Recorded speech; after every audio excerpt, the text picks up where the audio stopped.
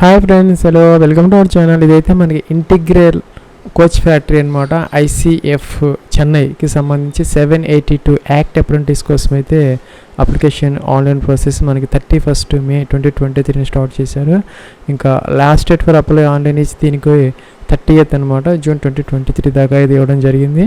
ఇదైతే మనకి official advertisement 31st ఇదైతే రిలీజ్ అయితే అయింది. దీనికి ఎక్స్-ఐటీఐతో పాటు ఈ 10th క్లాస్ ఎవరైతే పాస్ అయ్యారో ఫ్రెషర్స్ వాళ్ళు కూడా దీనికి అప్లై అయితే చేసుకోవచ్చు అనమాట.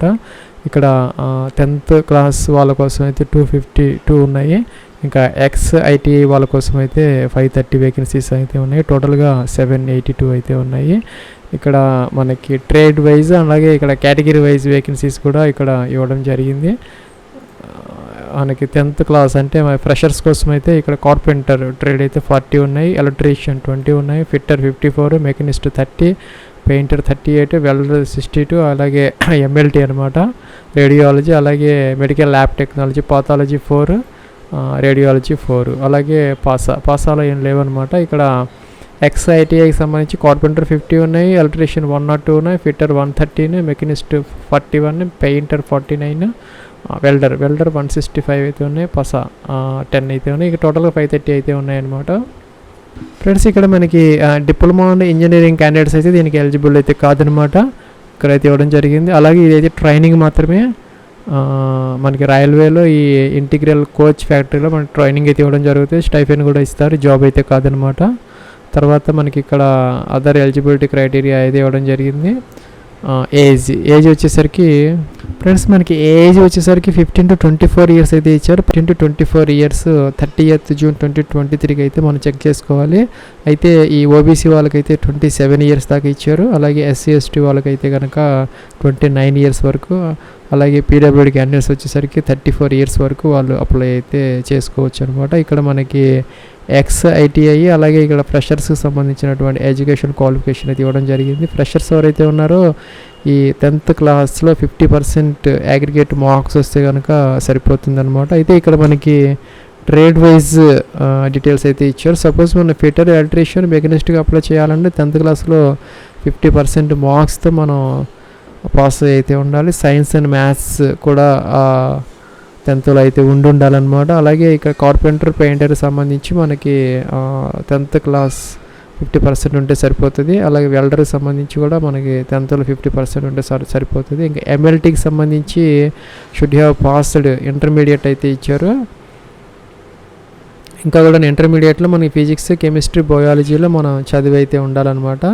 ఇక్కడ ఈ ఫ్రెషర్స్కి వచ్చేసరికి ఈ ట్రేడ్స్కి fitter, electrician, machinist 2 years training ఇస్తారు. 2 years ట్రైనింగ్ అనమాట. కార్పెంటర్, పెయింటర్కి 2 years, వెల్డర్కి 1 year 3 months అంటే 15 months, అలాగే ఎంఎల్టీ కూడా 15 months డ్యూరేషన్ అయితే ఇచ్చారనమాట.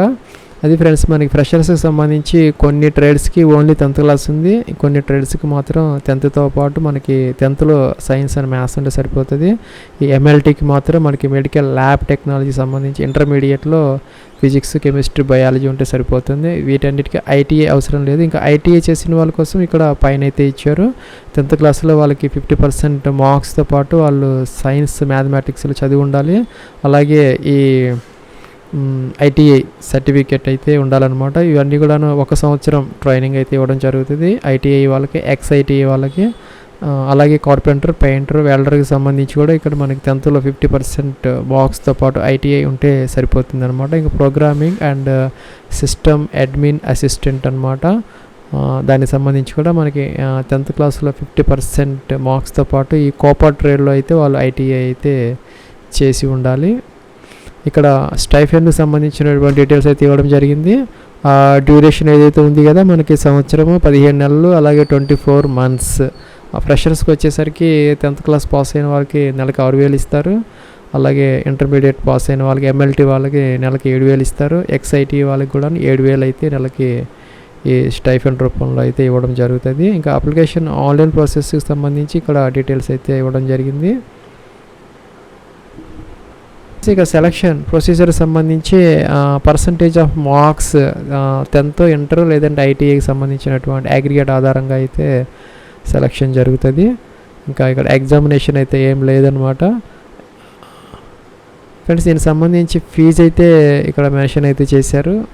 ఫ్రెండ్స్ మనకి SC ST PWD women all female candidates, PWD SC ST వీళ్ళకి ఫీజు లేదనమాట. ఇక జనరల్ ఓబీసీ ఈడబ్ల్యూఎస్ క్యాండిడేట్స్ మాత్రం ప్రాసెసింగ్ ఫీజు కోసం అయితే ఒక 100 రూపీస్ ఛార్జ్ చేస్తున్నారు.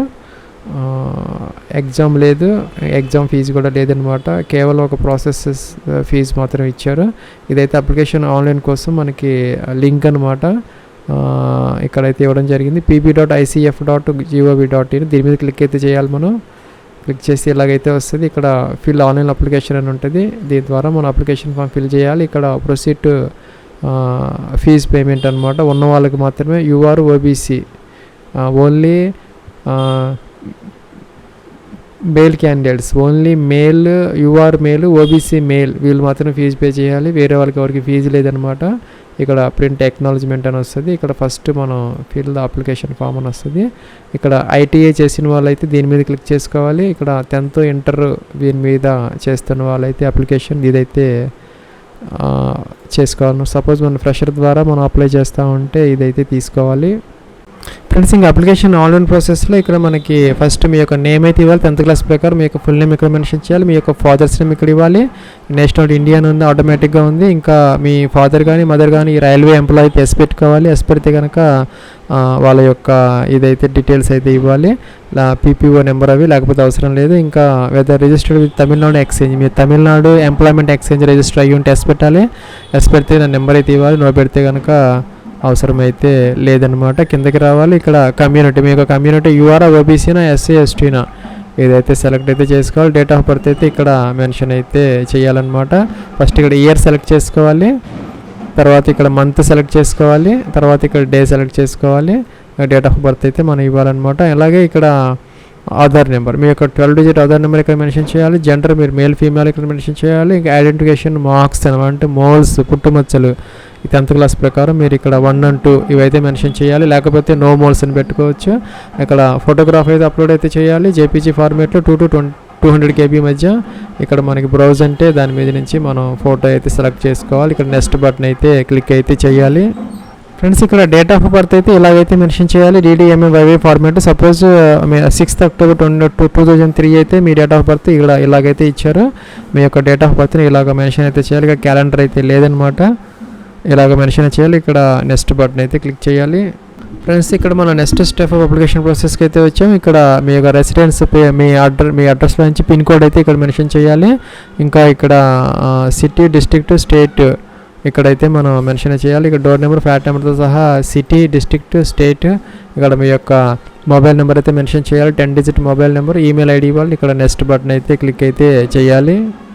ఫ్రెండ్స్ ఇక్కడ మనం నెక్స్ట్ స్టెప్కి అయితే వచ్చాం. ఇక్కడ పీడబ్ల్యూడీ క్యాండిడేట్స్ అయితే కనుక దానికి సంబంధించినటువంటి డిజిబిలిటీ అయితే ఇవ్వాలి. లేకపోతే నాట్ అప్లికబుల్ అనొచ్చు. ఇక్కడ మనకి నెక్స్ట్ బటన్ అయితే క్లిక్ చేయొచ్చు మనం. ఇక నెక్స్ట్ బటన్కి అయితే వచ్చాము. ఇక్కడ క్వాలిఫికేషన్ డీటెయిల్స్ అయితే ఇవ్వాలి. నేను 10th బేస్ మీద అయితే అప్లై అయితే చేస్తున్నాను. ఇక్కడ ఎగ్జామినేషన్ పాస్డ్, ఎస్ఎస్సీనా, సిబిఎస్ఈనా, మెట్రికా, అదర్సా ఇదైతే మెన్షన్ చేయాలి. సర్టిఫికేట్ నెంబర్ అయితే ఇలాగ మనం మెన్షన్ అయితే చేయాలి. పాసింగ్ ఇయర్ అనమాట, మీరు ఎప్పుడు పాస్ అయ్యారు 10th క్లాస్. అలాగే మార్క్స్ అప్టైన్డ్, మీకు మ్యాక్సిమం మార్క్స్ ఎంత, మీకు ఎన్ని మార్క్స్. సపోజ్ మీకు 600కి 480 అలాగా వస్తే మీరు ఇక్కడ మెన్షన్ అయితే చేయాలి. ఇంకా గ్రేడ్ పాయింట్స్ అయితే ఇక్కడ మెన్షన్ చేయాలి. పర్సంటేజ్ అయితే కనుక ఆటోమేటిక్గా వస్తుంది. గ్రేడ్ పాయింట్స్ అయితే కనుక మీరు ఇక్కడ మెన్షన్ అయితే చేసుకోవచ్చు. అలాగే ఇంటర్మీడియట్ ఉంటే కనుక మీకు ఇది మెన్షన్ చేయాలి. నాట్ అప్లికబుల్ అయితే NA తీసుకోవచ్చు. ఇంకా కిందకు వచ్చేసేయాలి. ఇక 12th intermediate information required if you are applying for MLT. MLT కనుక అంటే మెడికల్ ల్యాబ్ టెక్నాలజీ, రేడియాలజీ, పాథాలజీకి అప్లై చేస్తూ ఉంటే ఇంటర్మీడియట్ అయితే అవసరం అవుతుంది. లేకపోతే అవసరం అయితే లేదనమాట. అప్లై ఫర్ MLT, మీరు MLTకి అప్లై చేస్తున్నారా లేదా, నో పెట్టుకోవాలి. చేస్తుంటే ఎస్ పెట్టుకోవాలి. ఇంటర్మీడియట్ బేస్ మీద మీరు చేస్తూ ఉంటే ఈ MLTకి ఎస్ పెట్టాలి, అదర్వైజ్ అయితే నో పెట్టుకోవాలి. ఇంకా ట్రేడ్ ప్రయారిటీ అనమాట. ఇందాక ఇచ్చినటువంటి ఆ ట్రేడ్స్లో మీకు ఏ ట్రేడ్కి మీకు ఎక్కువ ఇంట్రెస్ట్ ఉన్నది, సపోజ్ ఫిట్టరా, ఎలక్ట్రీషియన్, ఇదైతే మెన్షన్ అయితే ఇక్కడ ఇచ్చుకోవచ్చు. మనకి ఇక్కడ ఆప్షన్స్ అయితే ఇచ్చారు, 6 ఆప్షన్స్ అనమాట. ఇట్లాగా ఇవైతే మనం సెలెక్ట్ అయితే చేసుకోవాలి. ఇక్కడ నెక్స్ట్ బటన్ అయితే మనం క్లిక్ అయితే చేయాలి. ఫ్రెండ్స్ మనకి OTP అయితే వస్తుంది. ఓటీపీ అయితే మనం వెరిఫై అయితే చేయాలి. Enter OTP given below. అలాగే ఇక్కడ మనకి click here to for OTP అని ఉంది. ఇక్కడ ఓటీపీ మీద క్లిక్ చేస్తే మొబైల్కి ఓటీపీ వస్తుంది, వెరిఫై చేయాలి. ఇది టిక్ ఆన్ చేసేసి మనం అప్లికేషన్ ఫామ్ అయితే సబ్మిట్ అయితే చేయాలి. ఫ్రెండ్స్ ఇక్కడ మనకి ఓటీపీ ఒక నెంబర్ ఇచ్చారు, దానిని అయితే మనం పైన ఎంటర్ చేసేసి వ్యాలిడ్ ఓటీపీ అనాలి. ఇక్కడ మన click here to pay registration fee అని ఉంది, జనరల్ ఇచ్చాను కాబట్టి అదర్స్ వాళ్ళకి అయితే ఉండదన్నమాట. ఇందాక చెప్పినట్టుగా ఇక్కడ ఫీజ్ అంటే మనకి ఇక్కడ ఇలాగైతే వస్తుంది, ఎస్బీఐ ద్వారా అయితే మనం పే చేయాలి. ఇక్కడ integral coach factory personal branch engagement of apprentice అని వచ్చింది. Fetch payment details. ఇక్కడైతే రిజిస్ట్రేషన్ నెంబర్ అయితే ఇక్కడ మనం ఎంటర్ చేయాలి. ఇక మన రిజిస్ట్రేషన్ నెంబర్ ఇందాక ఇచ్చారు వాళ్ళు, ఇక్కడ రిజిస్ట్రేషన్ నెంబర్ ఎంటర్ చేసేసి మనం ఫెచ్ అప్లికేషన్ డీటెయిల్స్ అనాలి. ఫ్రెండ్స్ మీ రిజిస్ట్రేషన్ నెంబర్ అయితే ఎస్ఎంఎస్ వస్తుంది మొబైల్లో, అదైతే ఎంటర్ చేసి ఇక్కడ మీరు డీటెయిల్స్ తీసుకోవాలి. మొబైల్ నెంబర్ ఇవ్వాలి, మీకు ఒక క్యాండిడేట్ నేమ్ ఇవ్వాలి. ఇక్కడ ఫీజు అప్రెంటిస్ ఫీజ్ అని మెన్షన్ చేయాలి. ఇక్కడ మీ యొక్క నేమ్ ఇవ్వాలి, మొబైల్ నెంబర్ ఇవ్వాలి, ఇక్కడ ఈమెయిల్ ఐడి ఇవ్వాలి, మీకు డేట్ ఆఫ్ బర్త్ అయితే ఇక్కడ క్యాలెండర్ నుంచి సెలెక్ట్ అయితే ఇలాగా చేసుకోవాలన్నమాట. చేసుకున్న తర్వాత ఇక్కడ మొబైల్ నెంబర్ ఈమెయిల్ ఐడి ఇచ్చి ఇక్కడ ఇది టిక్ ఆన్ చేసేసి ఇక్కడ ఈ సెక్యూరిటీ కోడ్ ఇక్కడ ఎంటర్ చేసేసి ఇలాగా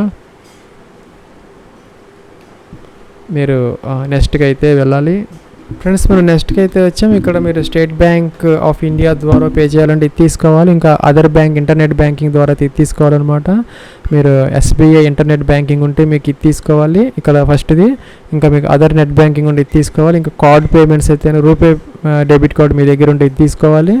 ఇంకా క్రెడిట్ కార్డ్స్ ఇది తీసుకోవాలి. ఇంకా ప్రీపెయిడ్ కార్డ్స్ అయితే ఇదైతే తీసుకోవాలన్నమాట. సపోజ్ మనం రూపే డెబిట్ కార్డ్ అయితే ఇలాగా తీసుకొని మనం ఇక్కడ ఫీజ్ అమౌంట్ ఏదైతే ఉందో కార్డ్ నెంబర్ డీటెయిల్స్ ఇచ్చేసి మనం ఫీజు అయితే పే చేయాలి. దాంతో మన అప్లికేషన్ ఫామ్ అయితే ఫిల్ అయితే అయిపోతుంది. ఇది ఫ్రెండ్స్ మనకి 782 ICF చెన్నైకి సంబంధించినటువంటి act apprentice application online process. Wish you all the best and success. Have a nice day.